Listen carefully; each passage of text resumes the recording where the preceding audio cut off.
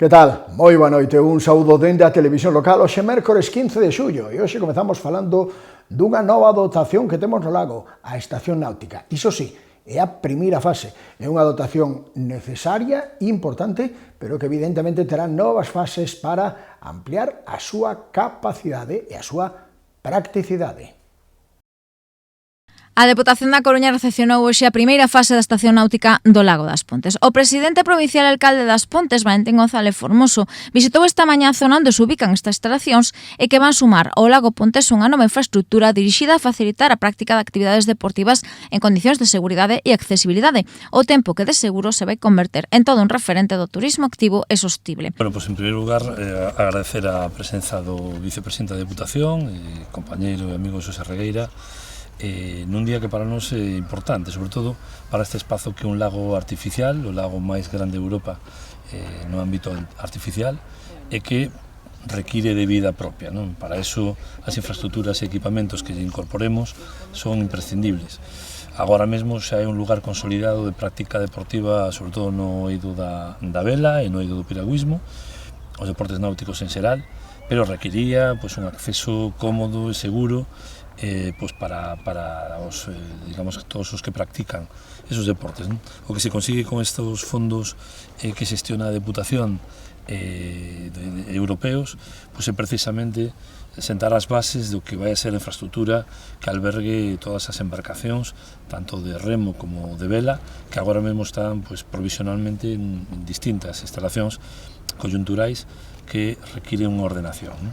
Este espazo vai a permitir esa ordenación, primeiro, un acceso seguro aos clubes que empregan o lago para a súa práctica deportiva e, por outra parte, nunha segunda fase albergará o espazo xa cuberto que aglutinará todo o que son as necesidades de espazo de almacenamento dos clubes. Por tanto, para nós é unha obra moi relevante, que hoxe senta as súas bases e que incrementa o catálogo de servizos públicos que xa ten implementado o lago. Na man dos fondos europeos Next Generation, a Deputación acadaba 325.000 euros para esta primeira fase das obras e que van continuar cunha segunda, que vai implicar neste caso a construcción das naves deportivas. Bueno, pois para nós é sempre un placer inaugurar unha obra feita, neste caso a través dun plan de sostenibilidade. Como decía Valentín, estamos falando dun espazo que debería estar chamado a ser, eu creo que vai ser un espazo que vai a ser un hito dentro do turismo da provincia por moitas razóns. Estamos xusto no ámbito, na periferia dun parque natural como son as Fragas do Aume, onde estamos actuando tamén. Estamos na periferia dun xeoparque onde a Deputación tamén foi capaz de conseguir esa certificación UNESCO. Estamos tamén nun ámbito onde estamos actuando na cidade de Ferrol a través dunha candidatura ao Patrimonio Mundial. Estamos invertindo tamén grandes recursos nas baterías de costa, que ademais o presidente da Deputación foi un impulsor dese proxecto, e creo que este turismo de augas interiores nunha infraestructura tamén cuidada como un concello, máis que o concello quere poñer o foco en ela, é moi importante non só para as Pontes como concello, sino para, de alguma maneira, xestionar turismo, xestionar fluxos, evitar masificacións en outros puntos e dar unha oferta de ocio complementaria a nivel deportivo importantísima, pero creo que a outros niveles de ocio, esparcimento e de disfrute dun espazo natural como este, recuperado tamén con actividade industrial, para nós, xa digo, é un dos hitos da provincia. Eu agardo que moi pronto tamén a Deputación vai trasladando aquí outros hitos que había dentro do plan de sostenibilidade ao que non renunciamos e que ademais as Pontes está agardando porque así o tiñamos planificado. Creo que o traballo por parte do Concello está feito, está deseñado todo un plan. A Concellera ten nos falado ademais moitísimas ocasións dos retos que tiña este espazo. Eu agardo que iso que está planificado se poida executar o antes posible e que cando falemos das Pontes xa falemos como un espazo absolutamente consolidado a nivel turístico e de aguas interiores non só da provincia de Coruña, sino en Galicia, non? Nesta primeira fase, habilitouse unha esplanada de máis de 3.800 metros cadrados para o acceso á auga por unha rampa de 14 metros e unha zona de escaleiras sagrada aptas para embarcacións de todo tipo. Asemade, instalaranse novas redes de servizos e unha zona para a limpeza das embarcacións. A isto hai que sumar o remate dos muros da escolleira de contención, unha zona de limpeza e desinfección das embarcacións de ata 50 metros cadrados e novos elementos de seguridade, como barandas e sinalización vertical. Por último, tamén se dotou esta zona de suministración eléctrica, abastecemento de auga, drenaxe e saneamento, así como iluminación pública, mediante proxectores LED de baixo consumo. Unha vez que o proxecto este todo rematado, co levantamento das correspondentes naves, a Deputación da Coruña vai ceder estas instalacións ao Concello das Pontes, vía convenio, o que permitirá revalorizar aínda máis o lago como recurso natural e deportivo, ao tempo que se abrirán novas oportunidades para o ocio e a dinamización económica local. Rematou a polémica, sei que algunha vez houbo, que se houbo foi moito bruído. Tenemos todas as atraccións das festas. Evidentemente non podía estar no patio do Colexio Santa María. A opción que plantexaban os feirantes non era viable para o Concello, a opción que plantexaba o Concello non era viable para os feirantes, houbo negociación, houbo consenso, teremos todas as atraccións nas festas. As necesarias obras de reparación da cuberta do Colexio de Santa María finalmente arrincaban na xornada de onte. Uns traballos que coinciden de pleno coa celebración das festas en honra a Virxe do Carme e que non están exentos de polémica, xa que as atraccións mecánicas que se instalaban nestas datas no patio do centro educativo terán que ser reubicadas por motivos de seguridade. Como consecuencia, o Concello tivo que modificar os plans orixinais e reubicar contra reloxo varias das atraccións mecánicas que se instalaban neste espazo, buscando novos emprazamentos. Unha situación a que tamén quixeron responder dende a Xunta Directiva da AMPA do Centro ante as críticas e opinións verquidas nas redes sociais nestes últimos días. Dende a AMPA de Santa María apuntan a que estas obras son unha necesidade tras anos reclamando á Xunta de Galicia que se amañen as goteiras, filtracións e outros problemas que afectaban o día a día do centro educativo. Con respecto á actuación, vai sustituir a coberta dos dous edificios, unha obra complexa que require tempo, planificación, que non pode executarse coa presenza do alumnado promovida pola Xunta de Galicia, licitada e xa axudicada, e cun prazo de execución moi xusto para que o 9 de setembro, co inicio do novo curso, os traballos estén rematados.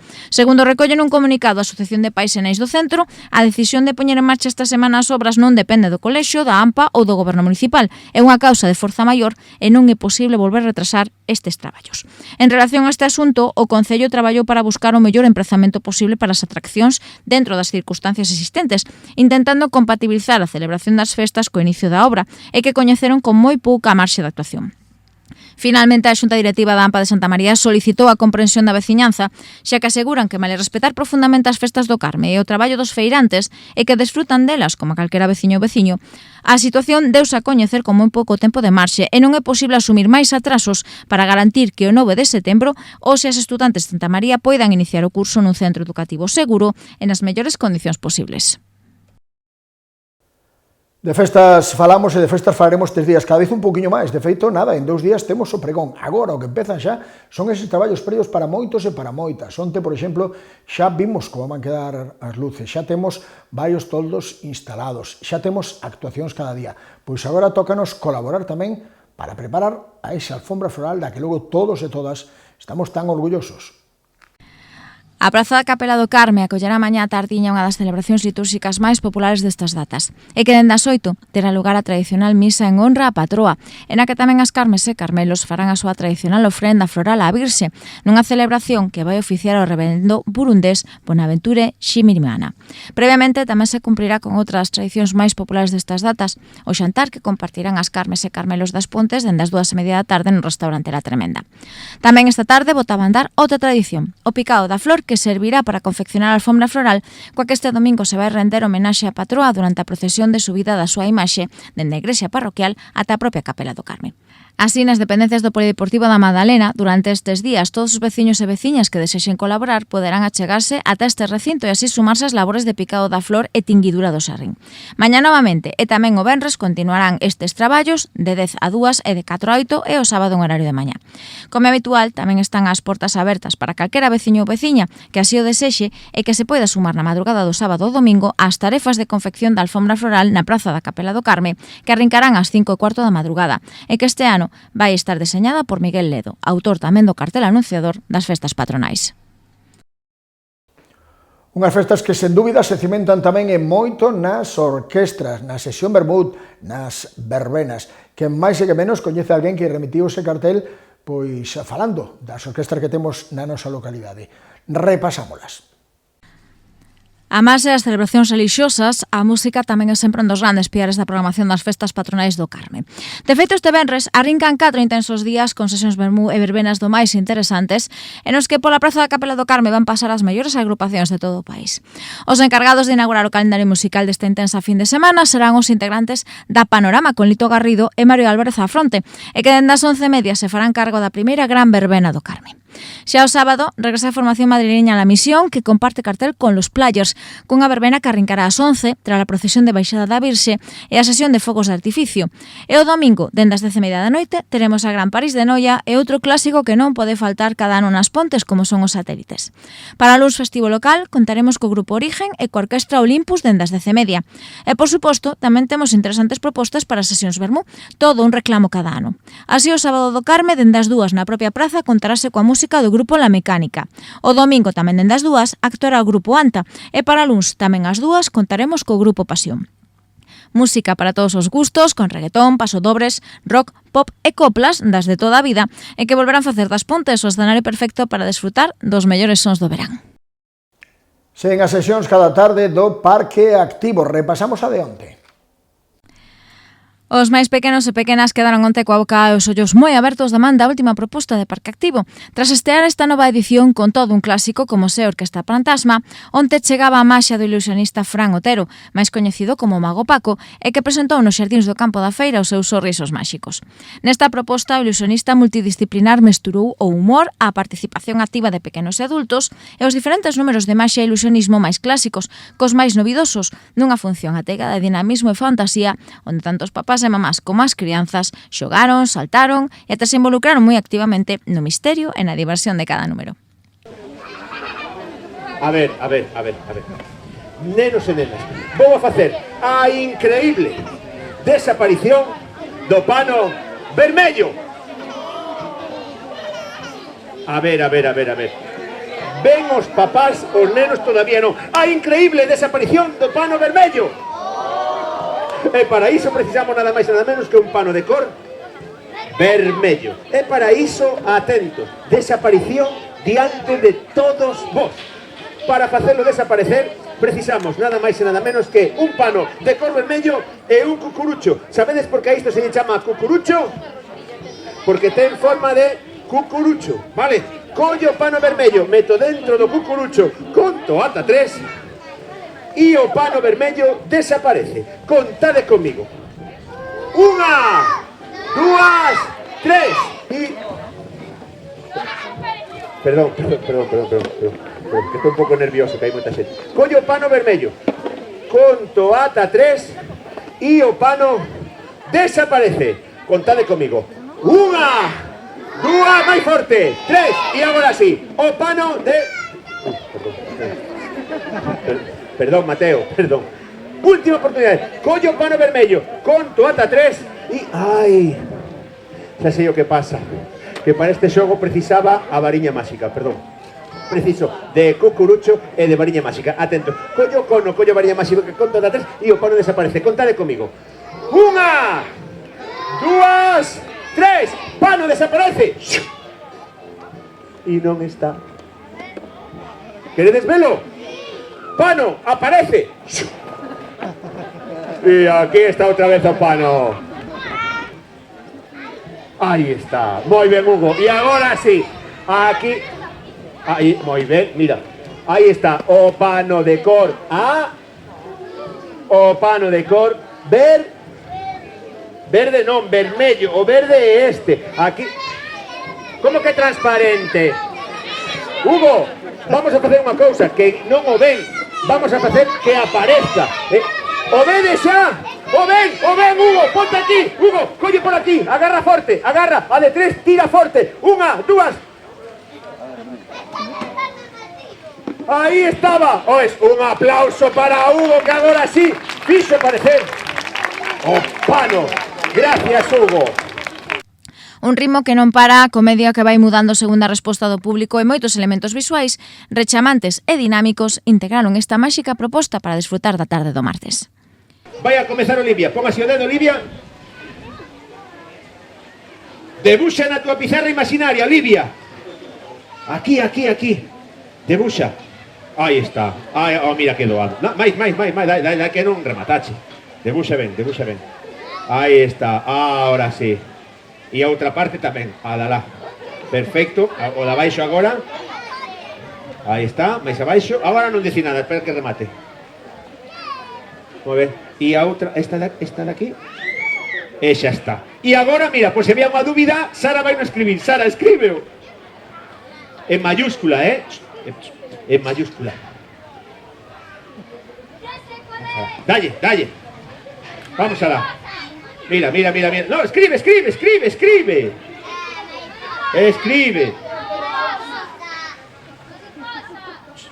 Escuitáchelo ou miráchelo?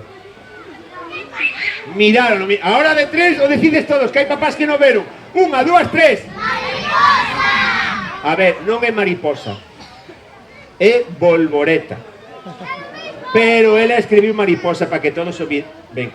Hai algún pai, algunha nai que non ve a bolboreta de Olivia e o nome de Sara, de mariposa? O mirades todos? Que non ve? Ai, de verdade, mira.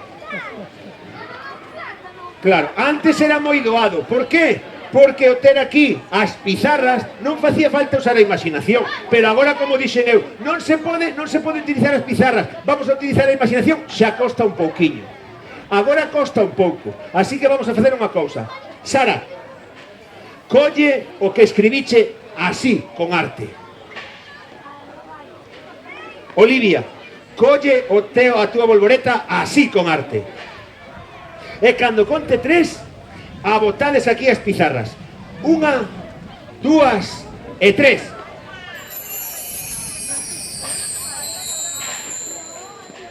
Sería increíble si aquí, agora, aparecera a bolboreta. Xa hoxe tiñamos a un clásico, Teatro Cazafellos coa súa última proposta de Moni Creques, e que repasaremos mañá. E para mañá xoves, Parque Activo e os Libros no Parque pecharán a súa edición deste ano co Teatro O Cubo e o seu espectáculo de Moni Creques de Vila Triste a Vila Alegre, unha obra que narra as aventuras dun xove que busca salvar o seu pobo dun malvado dirixente. A función arrincará ás 6:30 da tarde nos xardíns municipais se o tempo acompaña, e se non, tocará trasladarse á Casa do Peso. A función arrincará ás 6:30 da tarde nos xardíns municipais se o tempo acompaña e se non, tocará trasladarse á Casa do Peso. A semade, mañá teremos a última xornada dos Libros no Parque da Man da Biblioteca Rivera Rouco, que abrirá as súas portas en horario de 11:30 a 2 e de 5:30 a 8:30. E como sempre, con sorteo de agasallos entre todos os nenos e nenas participantes dende as 8:15. E tamén as noites do Carme, onde foi a primeira vez que se puido facer na propia Praza do Carme. Por fin, onte a chuvia daba unha tregua permitía que o programa musical das Noites do Carme estrase o escenario da Praza da América. Foi da man dunha nova edición do Festival do Ultramar, ideado pola Ronda Vila das Pontes por terceiro ano consecutivo e que aunou pezas clásicas do repertorio rondarístico de navaneiras, a boleiros e temas do folclore galego e que fixeron que o público viaxase sen moverse a súa cadeira dunha costa a outra do Océano Atlántico.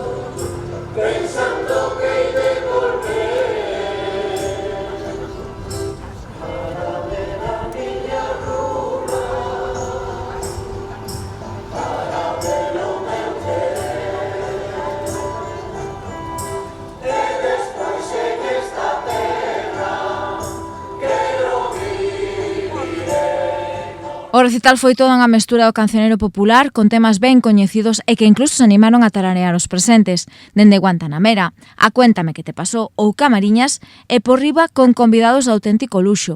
Así o violinista Bernard Taylor, o saxo de Daniel Lobo e toda unha referencia ao folclore galego como é Xoan Carlos Rilo se animaron a acompañar os pupilos e pupilas de Xurxo Iglesias.